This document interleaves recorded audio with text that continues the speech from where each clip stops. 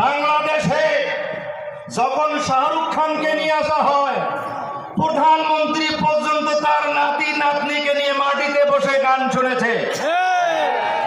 বাংলাদেশ থেকে নারীদেরকে অর্ধলঙ্গরে ফুটবল খেলে বিদেশ থেকে যখন আসে, বিমানবন্দরে প্রোটোকল দিয়ে তাদেরকে নিয়ে আসা হয়।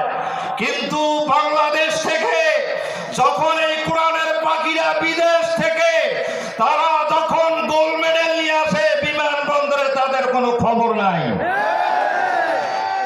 ইতিহাস সাক্ষী, মিশরে রাষ্ট্রীয়ভাবে কুরআনুল কারীমের কারি সর্বোচ্চ সুকণ্ঠ স্বরের অধিকারী, তাকে প্রেসিডেন্টের চাইতে মর্যাদা দেওয়া হয়। আজকে মুসলমানকে শপথ নিতে হবে যে কুরআনুল কারীমের সুকণ্ঠের অধিকারীদেরকে রাষ্ট্রের সর্বোচ্চ স্থানে পৌঁছাইতে হবে। এর জন্য একদিন ময়দানে ঝাঁপিয়ে পড়তে হবে, রক্ত দিতে হবে, ময়দান কাঁপাইতে হবে। কারা কারা রাজি আছে রক্ত তুলে দেখান।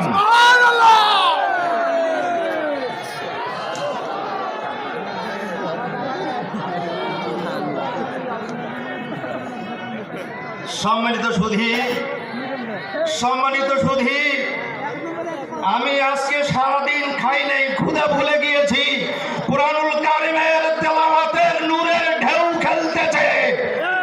এই ঢেউ বাংলাদেশের পার্লামেন্ট পর্যন্ত পৌঁছে দিতে চাই মুসলমান।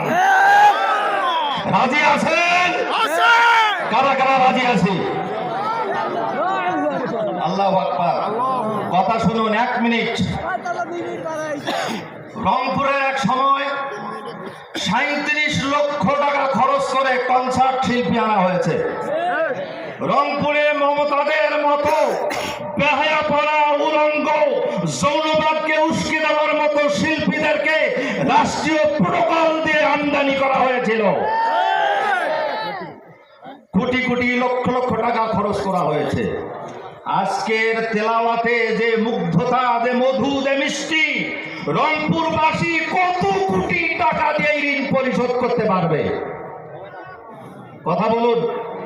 সম্মানিত রংপুর শহরের বিশিষ্ট ব্যবসায়ী বৃন্দ রয়েছেন, কোটি কোটি টাকা নাড়াচাড়া করেন। আজকের এই মুহূর্তে কত কোটি বিলিয়ন মিলিয়ন টাকা দিয়ে পরিশোধ করা যাবে? যাবে না। সম্ভব নয়। যারা দিন রাত অক্লান্ত পরিশ্রম করে এই মাদ্রাসার সম্মানিত